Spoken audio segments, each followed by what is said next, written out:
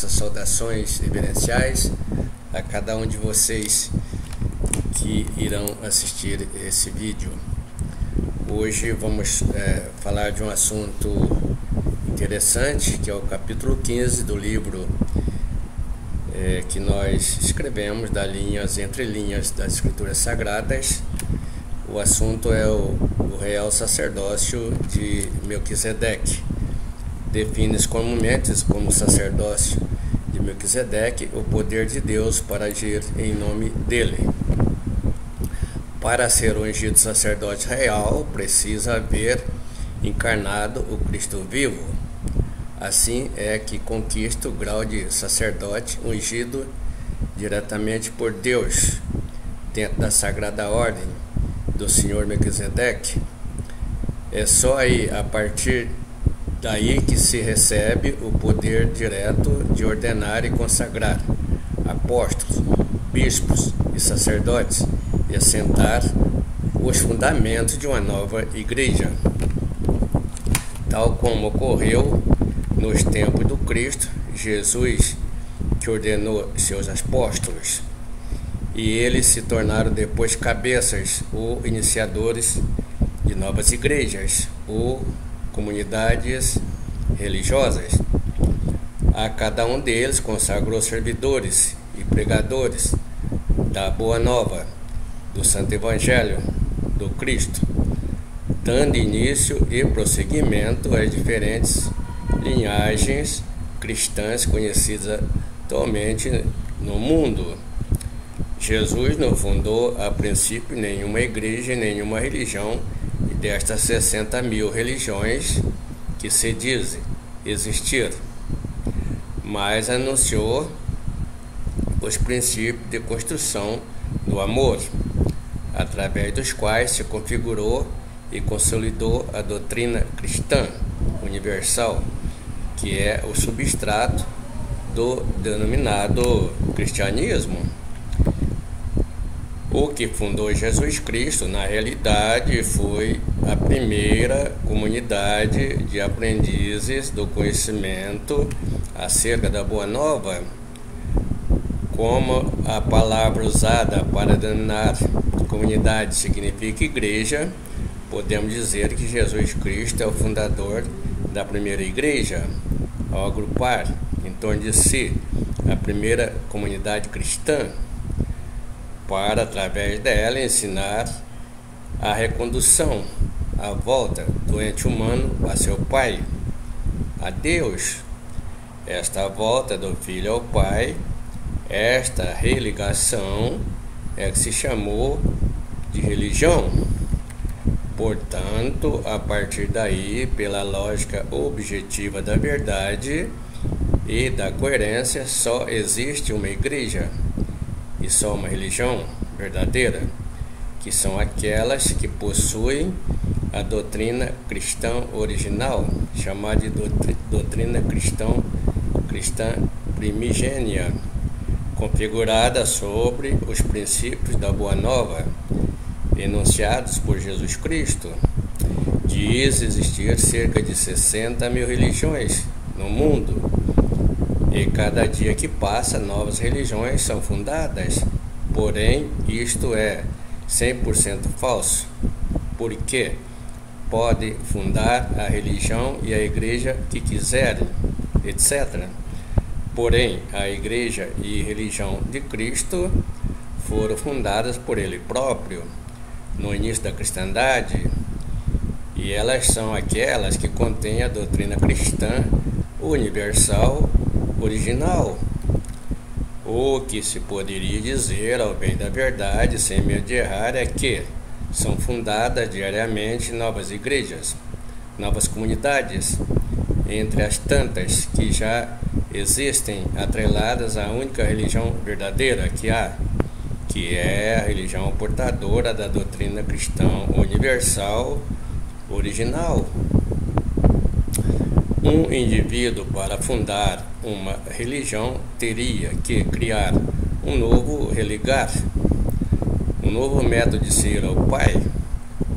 Através de si, teria que criar um novo caminho de se ir ao Pai E isto é absolutamente impossível para qualquer cristão do círculo cultural.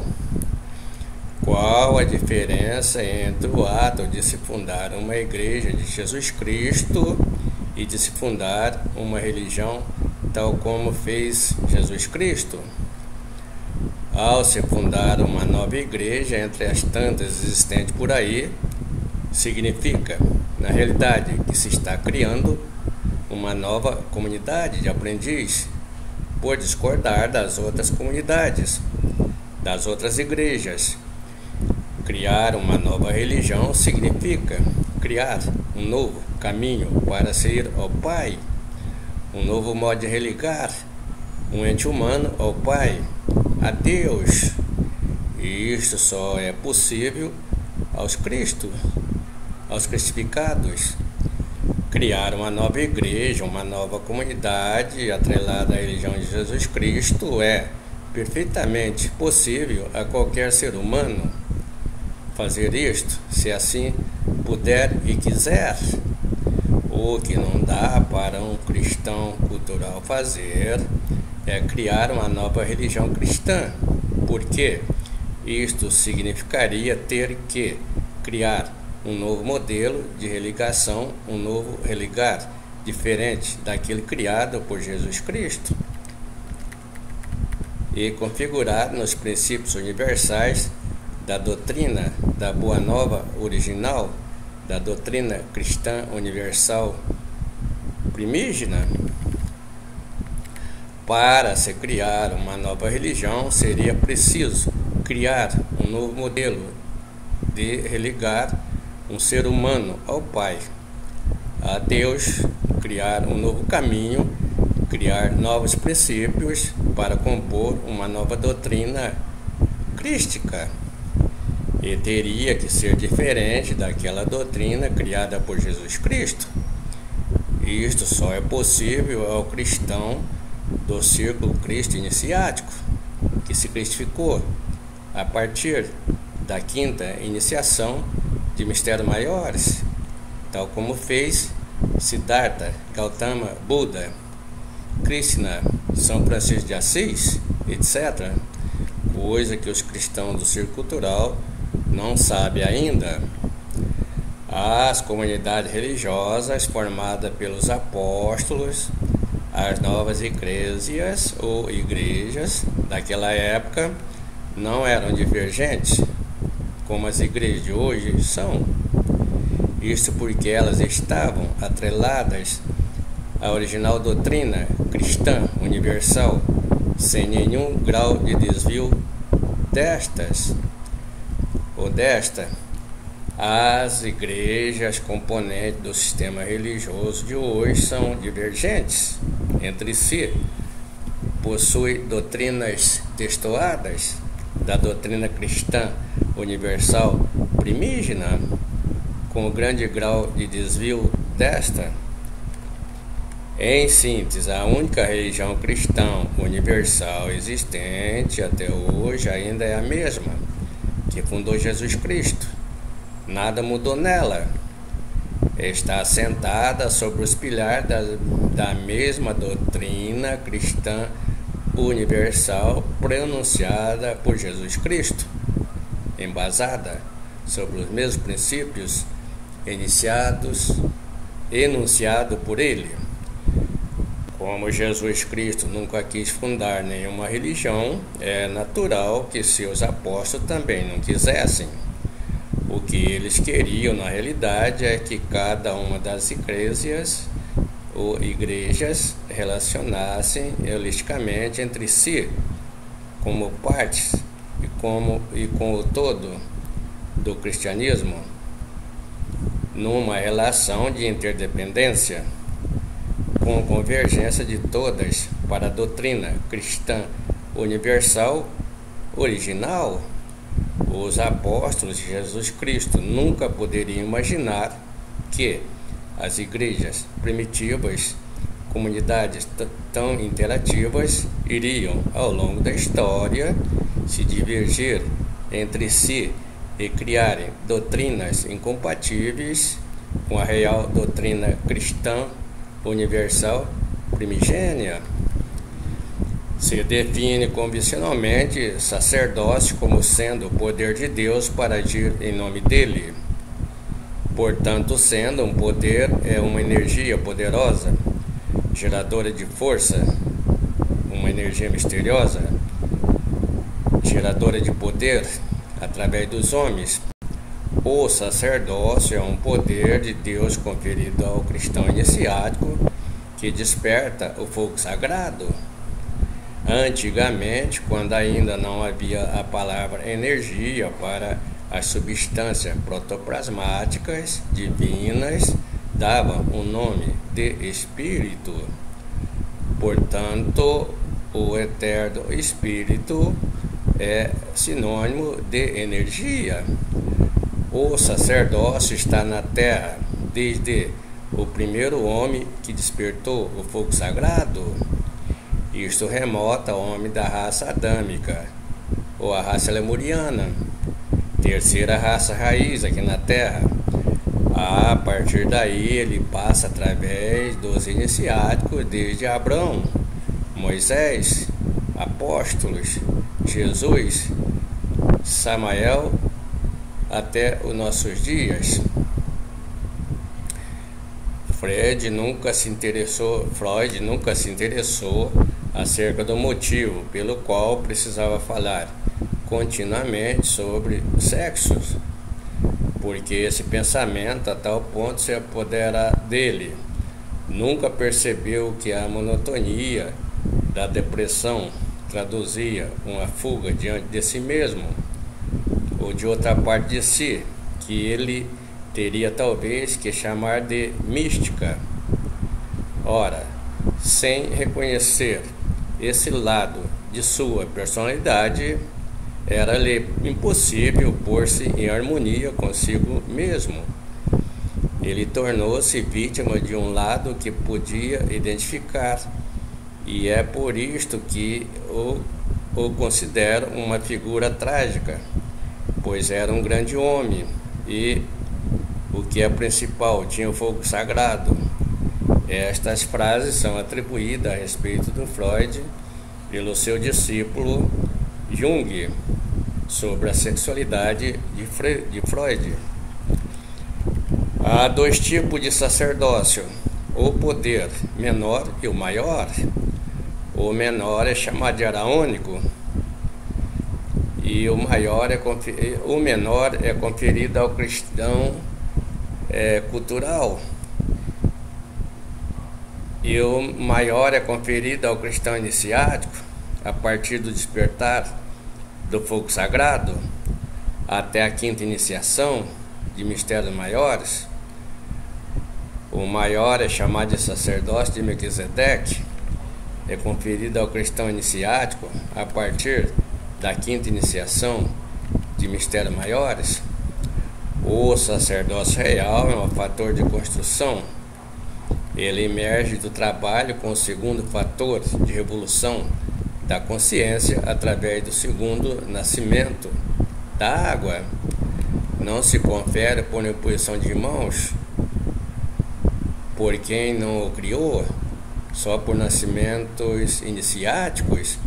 Melquisedeque, rei de Selém e sacerdote do Deus Altíssimo, mandou trazer pão e vinho e abençoou Abrão, dizendo: bendito seja Abrão pelo Deus Altíssimo que criou o céu e a terra. Gênesis capítulo 14, versículo 18 a 29. Porque este Melquisedeque, rei de Selém, sacerdote de Deus Altíssimo, que saiu ao encontro de Abraão quando voltava da matança dos reis e o abençoou. Hebreus 7, 1. O cristianismo iniciático está fundamentado no profundo e misterioso arcano Azef, na sexualidade sagrada, dentro da qual reside em perspectiva a potência do fogo sagrado do Espírito Santo. Então, o fogo sagrado do Espírito Santo é a raiz do cristianismo autêntico. O fogo sagrado é real. Sacerdócio de Melquisedeque é o substrato da sagrada ordem de Melquisedeque. E Melquisedeque é o rei do fogo sagrado, que permanece sacerdote para sempre. Todo discípulo do cristianismo que desperta o fogo sagrado e encarna o seu íntimo se torna um sacerdote para sempre, segundo a ordem sagrada de Melquisedeque. Tu és sacerdote para sempre, segundo a ordem de Melquisedeque. Hebreus capítulo 5, versículo 6. O sacerdócio do Cristo está fundamentado na ordem de Melquisedeque. Como a ordem de Melquisedeque é constituída pelas pessoas que despertam o fogo sagrado, significa que ele está fundamentado no arcano Zef, na prática relacionada à magia sexual sagrada. Portanto, ficava difícil falar abertamente sobre esta prática naquela época, como estamos falando aqui hoje, graças ao venerável mestre Samael Aun Weor, pois naquele tempo as pessoas não estavam preparadas para ouvir os dizeres concernentes a este grande mistério de Deus, do qual muito temos que dizer, de difícil interpretação, porquanto vos fizestes negligentes para ouvir. Isso está em Hebreu, capítulo 5, versículo 11. Deste capítulo 5, versículo 11 de Hebreus, se depreende o exato momento que o apóstolo Paulo se colocou na mesma situação que esteve Jesus Cristo, quando teve que falar do arcano Zef a Nicodemos. Paulo se detém diante do segredo indivisível, do misterioso mistério da suprema chave do sacerdócio, da suprema chave da magia sexual, que ainda não era dado a conhecer aos que não tinham ouvido para ouvir e nem olhos para ver. Na época de Jesus Cristo e dos apóstolos, o supremo segredo da sexualidade sagrada era incomunicável, conforme descreve o venerável mestre Samael Aun Weor. Os cristãos do círculo cultural daquela época estavam ainda na fase infantil, do ponto de vista pedagógico.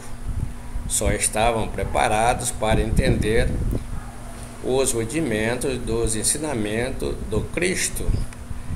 Não estavam preparados para compreender os ensinamentos superiores do Cristo, que eram dados aos discípulos mais avançados e aos apóstolos no círculo cristão iniciático. Sobre isto salientou Paulo, conforme se vê em Hebreus, do qual muito temos que dizer de difícil interpretação, porquanto vos fizeste negligentes para ouvir, porque havendo já ser mestre, pelo tempo ainda necessitais de que vos torne a ensinar quais sejam os primeiros rudimentos das palavras de Deus, e vós haveis feitos tais que necessitais de leite, e não de sólido manjar, porque qualquer que ainda se alimenta de leite não está experimentando na palavra da justiça, porque é menino. Mas o mantimento sólido é para os perfeitos, os quais, em razão do costume, têm os sentidos exercitados para discernir tanto o bem como o mal. Hebreus capítulo 5, versículo de 11 a 14. A autorização dos céus para ensinar publicamente o misterioso arcano ASEF para a humanidade só chegou em 1950 através do quinto anjo do Apocalipse. Então, a partir de 1950 até hoje, o segredo do grande arcano ASEF começou a ser ensinado publicamente, mas infelizmente a humanidade, que esteve no seu estado pueril, não tendo consciência para discernir, para digerir o misterioso arcano ASEF na época de Jesus e dos apóstolos, agora está desgraçadamente perdida pela entropia e da mesma forma não consegue. Até hoje os cristãos pertencentes ao círculo cultural não estão preparados para entender este mistério do ASEF, da alquimia, e provavelmente o pessoal do culto, da reza, das missas, etc., não irá entender nunca o misterioso arcano ASEF, porque já tem empedrados na sua psique os conceitos errados acerca do sacerdócio de Melquisedeque, do batismo, da castidade, da virgindade, etc. Até hoje os cristãos culturais estão precisando ainda de leite, porque não são capazes de digerir o manjar sólido.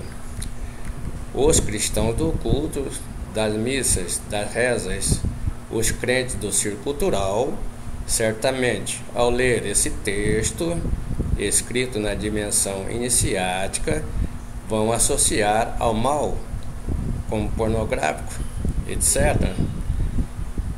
Quando develamos a sabedoria de Melquisedeque, diante dos olhares atônitos de milhares de seres humanos, para lhe ensinar o santo mistério do sexo, nos consideraram malvados. Isto, quem diz textualmente, foi o venerável mestre Samael Aun Weor. Os filhos do fogo da Sagrada Ordem de Melquisedeque são os anjos, arcanjos, tronos, potestades, potências, virtudes, denominações, querubins, serafins, Jesus Cristo, etc. Todos eles são membros da Sagrada Ordem de Melquisedeque, fazem parte do círculo consciente da humanidade. Sacerdote de Melquisedeque é todo aquele cristão do círculo iniciático que possui o fogo sagrado transmutado e a sabedoria do Cristo. Sacerdote de Melquisedeque é a sabedoria do Cristo, é o mistério do sexo que vem desde o homem hermafrodita da primeira raça raiz, do qual simbolicamente se retirou a mulher de sua costela. Vejamos o que diz em Hebreus no capítulo 7, versículo de 1 a 3. Porque este Melquisedeque, que era rei de Salém e sacerdote do Deus Altíssimo, e que saiu ao encontro de Abraão quando ele regressava da matança dos reis, e o abençoou, a quem também Abraão deu o dízimo de tudo, e primeiramente por interpretação, rei de justiça, e depois também rei de Salém, que é rei de paz, sem pai, sem mãe, sem genealogia, não tendo princípio de dias, nem fim de vida, mas sendo feito semelhante ao Filho de Deus, permanece sacerdote para sempre.